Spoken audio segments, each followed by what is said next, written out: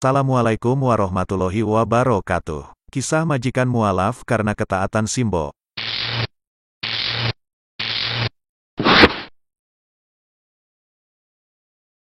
Hidayah atau petunjuk memang mutlak milik Allah Subhanahu wa Ta'ala. Beragam cara jika Allah tak menghendaki, maka tak akan terjadi.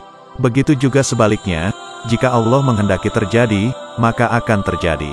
Allah berfirman yang artinya, sesungguhnya kamu tidak akan dapat memberi petunjuk kepada orang yang kamu kasihi, tetapi Allah memberi petunjuk kepada orang yang dikehendakinya, dan Allah lebih mengetahui orang-orang yang mau menerima petunjuk.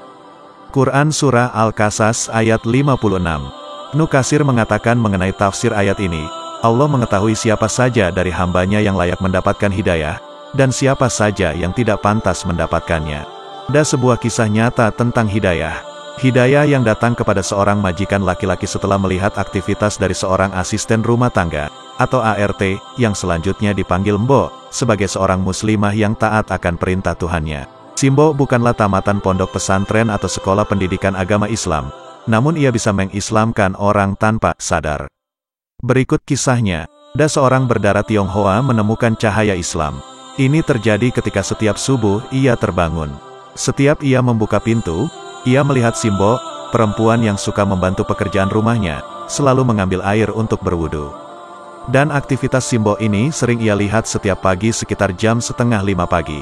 Ia pun heran, belum pernah ia menemukan ajaran yang membuat orang bisa bangun pagi lalu bersentuhan dengan air dingin lalu melakukan gerakan-gerakan ibadah seperti itu.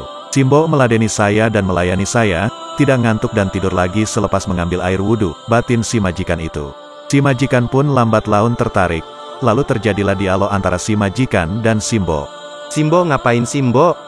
Sholat. Emang harus setiap hari? Ya memang harus setiap hari, Pak. Emang Simbo nggak capek?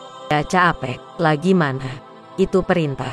Wong saya saja manut kalau Bapak perintah. Masa sama Tuhan yang menciptakan saya tidak patuh. Setelah terjadi dialog tersebut, si majikan pun memutuskan untuk memeluk agama Islam. Simbo memberikan contoh dengan diamnya yang ia lakukan setiap hari, rutin dan istiqomah.